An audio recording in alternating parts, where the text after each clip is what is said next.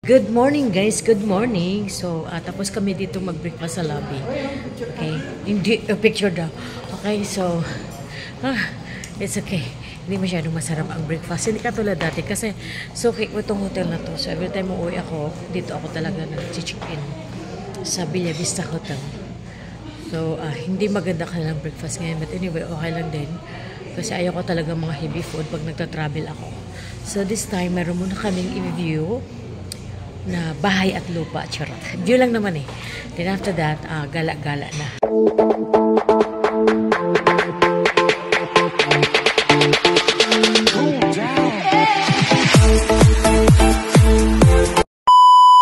So, ayan, si Vivian, nag-pictorial muna siya dito sa lobby ng Villa Vista Hotel. Ang laki ng Christmas tree, para naman meron siyang souvenir. O, diba? So, picture na this, picture na V. Picture na V. O, ayan. Pusing-pusing. Charot. Maulan ang weather ngayon dito, guys. Maulan kasi, today, parang bisperas ng, dito sa Lapu-Lapu. Kasi bukas ang fiesta nila. At, actually, ganito naman talaga laging, masamang panahon. Parang every year napapansin ko. So, sana okay lang panahon. Saka kami, tutuloy sa aming gala. Marami pa kaming pupuntahan kasi tomorrow morning is my flight back to Singapore. So let's go. Ayan. Excited na ang aking BFF. So picture mo na kayo dyan. Sige, picture. Ayan na ang aming sundo. At medyo may liwanag na. Wala na siyang ulan. No? Ayan, Gorabel na kami. Gorabel. Talagang napakakulimlim ng panahon. Gorabel na kami. So punta muna kami doon sa titingnan natin na i-review namin. Then after that, gala-gala na ang aming beauty. Ayan. Ninang Merlin! Hi! Oh, hindi na pala siya, hindi na pala siya Ate Merlin. Ninang Merlin na pala siya. Ninang Merlin! Ayaw ipausot eh. Oh, Ninang! Oh, Ninong Bani! Hi! Ay! At nandito tayo sa Santo Niño Church, guys. So, daan muna tayo dito. Kahapon si Mala, tapos ngayon is Santo Niño Church. Pag nandito ako sa Cebu, nagkabulo-bulo na naman. Pag nandito ako sa Cebu, hanggat maaari, hindi ko ito iwawala sa aking listahan bago ang lahat, diba? Lagi tayo magpapasalamat sa mga grasya, sa blessings, no, na binigay ni Lord, lalo na sa akin, kasi sobra-sobra ang blessing na binigay niya sa akin. Yan ang katotohanan. Kaya dahil may blessing din ako, yun, sinishare ko rin sa inyo at sa iba. Diba? So nakita nyo yan ang loob. Papasok tayo dyan para naman tayo magsindi ng kandila uli.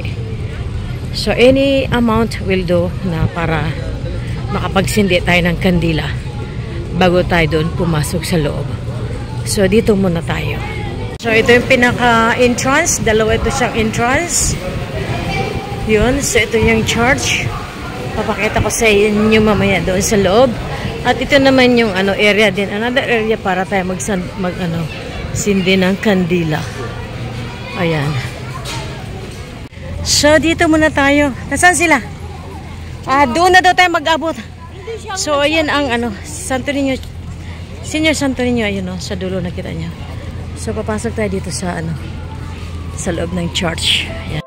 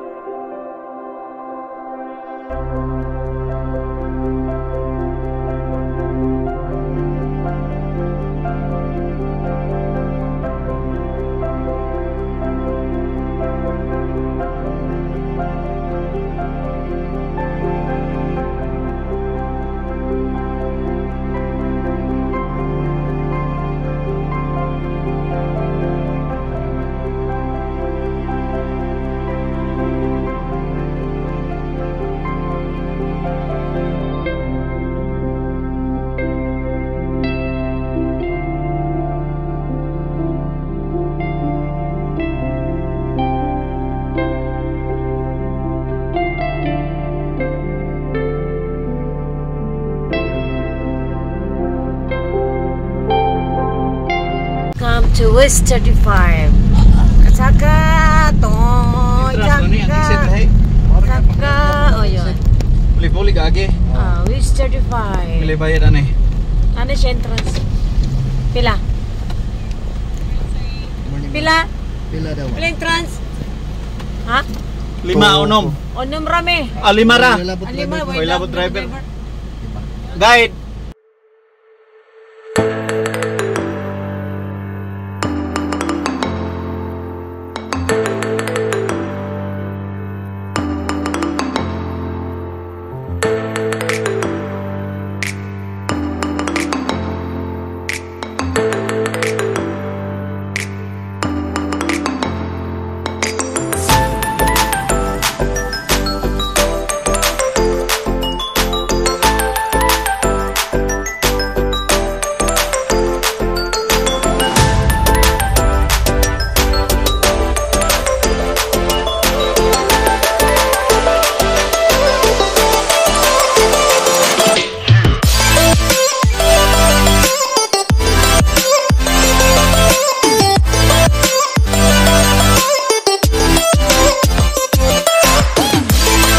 So, dito na tayo sa West 35. Pwede nating akyatin ito at doon sa pinaka tuktok. Makikita natin ang talagang overlooking ng the whole Cebu.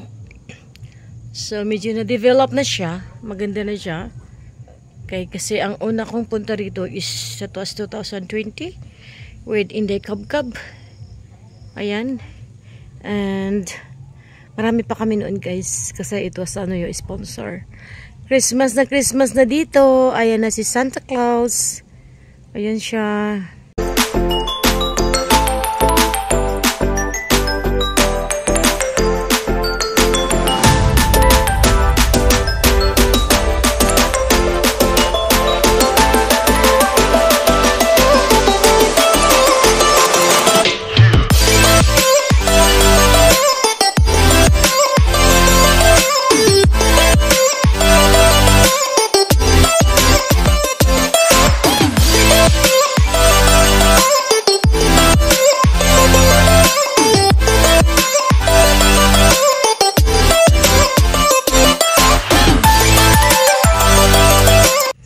Namayabas? Namayabas tayo. Ayan. So, akyat tayo doon.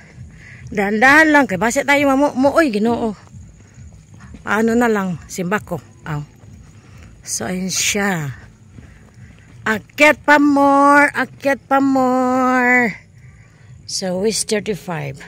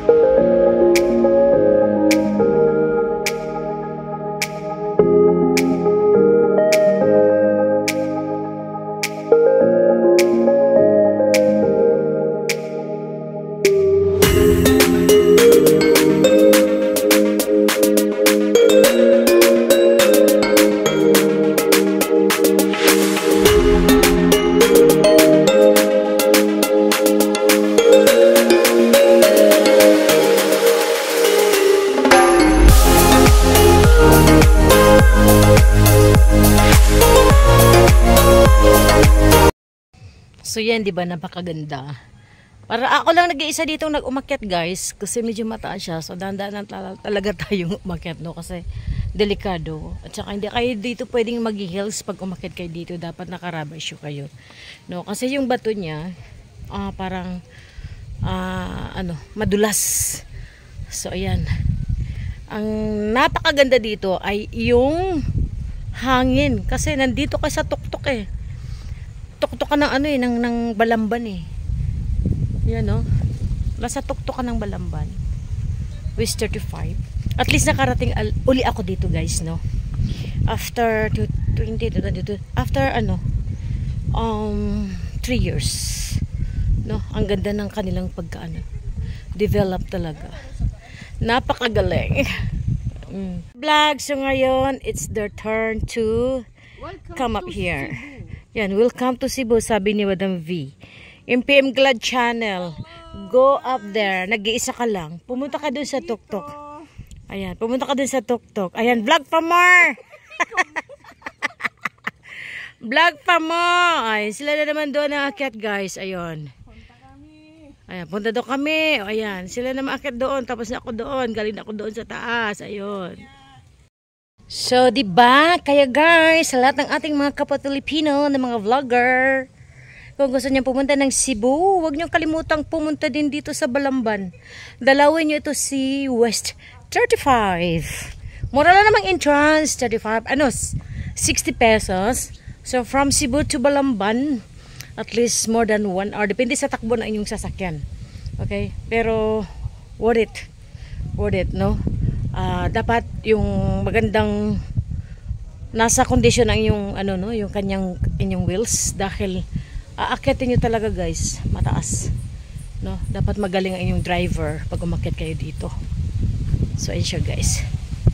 Okay, so ayun na, ang sarap ng hangin. So that's all for today guys, at thank you so much kahit paano nakabalik dito sa West 35. So we'll go to another stop. I think pupunta kami doon sa Buwakan ni Alejandra, kasi dito lang din sa Balamban.